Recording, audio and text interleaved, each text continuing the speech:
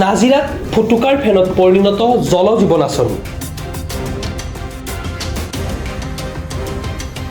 জল জীৱন আঁচনিৰ আধৰুৱা কাম শীঘ্ৰে সম্পূৰ্ণ কৰাৰ দাবীত মহিলা কংগ্ৰেছৰ উত্ৰাল প্ৰতিবাদ।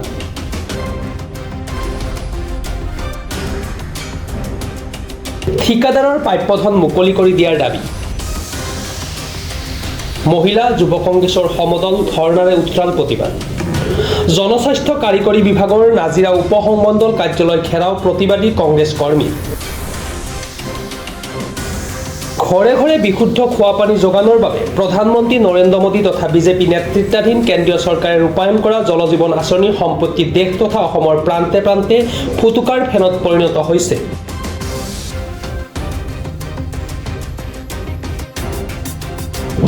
দেশৰ ৰাজভঁৰালৰ কোটি কোটি টকা ব্যয় কৰি ৰূপায়ণ কৰা এই জল জীৱন আঁচনি মাহ মাহ ধৰি সম্পূৰ্ণ কৰিব পৰা নাই। তাৰোপৰি আঁচনিৰ কাম কৰা ঠিকাদাৰসকলেও প্ৰাপ্য ধন আদায় পোৱা নাই।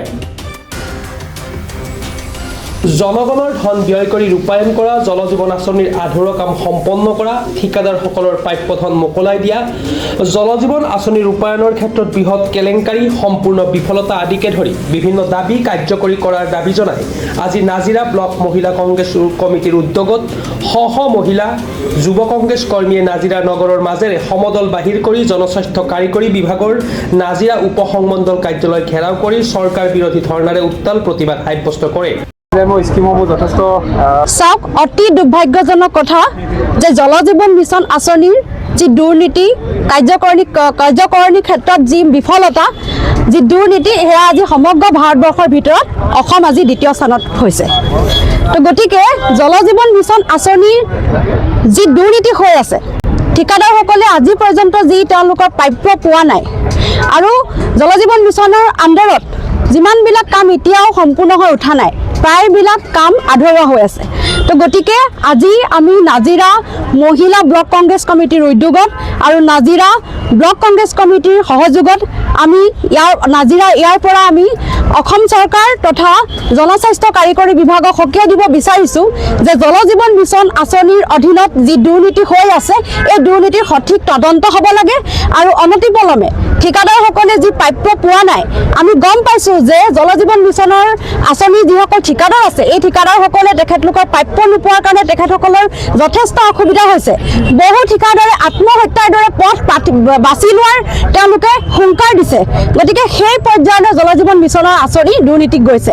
তো গতিকে আমি ইয়াৰ পৰাই দাবী জনাইছোঁ অসম চৰকাৰক, জনস্বাস্থ্য কাৰিকৰী বিভাগৰ যিজনা মন্ত্ৰী জয়ন্ত মল্ল বৰুৱাদেৱ, তেখেতে অনবৰতে কৈ থাকে যে অসমৰ ইমূৰৰ পৰা সিমূৰলৈ যে মানুহে খোৱা পানী পাইছে, বিশুদ্ধ খোৱা পানী পাইছে। কিন্তু আমি দেখিবলৈ পাইছোঁ ক'ৰবাত যদি পাইপ আছে পানী নাই, ক'ৰবাত যদি পাইপ আছে পানী আছে, ঠিকাদাৰৰ প্ৰাপ্য পোৱা নাই। গতিকে ইমান এটা বিসংগতিপূৰ্ণ, ইমান এটা বিফলতা চূড়ান্ত পৰ্যায় পাইছেগৈ আজি অসম ভাৰতবৰ্ষৰ ভিতৰত দ্বিতীয় স্থানত উপনীত হৈছে। গতিকে আমি সকীয়াই দিছোঁ যে অনতিপলমে যি জল জীৱন মিছন আঁচনিৰ অধীনত যি ব্যাপক দুৰ্নীতি হৈ আছে, এই দুৰ্নীতি তদন্ত হ'ব লাগে আৰু CBIক তদন্ত কৰিবলৈ দিব লাগে। নাজিৰাৰ পৰা Zulfikar Ali report, Pratah time digital. Mobile plus physiotherapy wellness and rehabilitation centre, দক্ষিণ কামৰূপৰ ব্যৱসায়িক প্ৰাণকেন্দ্ৰ বিজয়নগৰৰ লগতে VIP চক আৰু গুৱাহাটী মালিগাঁও পাণ্ডৱনগৰত থকা তিনিওখন ক্লিনিক বৰ্তমান প্ৰায় 20 বছৰৰ অভিজ্ঞতা পুষ্ট তথা এতিয়ালৈকে প্ৰায় 40,000 ৰোগীক সুস্থ কৰি তোলা ডক্টৰ পল্লৱী নাথৰ তত্ত্বাৱধানত চলি আছে।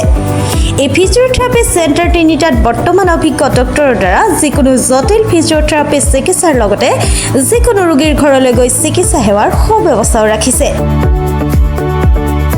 আমাৰ ঠিকনা mobile plus physiotherapy wellness and rehabilitation centre, opposite Oparshali Bijoynagar SBI branch. আমাৰ VIP চকৰ ঠিকনাটো হ'ল VIP Chowk near VIP bus stop, Borjhar, Guwahati. আমাৰ মালিগাঁও ঠিকনাটো হ'ল চেলাছ 360 physiotherapy and rehabilitation centre, Maligaon Pandavnagar, Guwahati 12। আমাৰ যোগাযোগ নম্বৰ হৈছে 8011744696।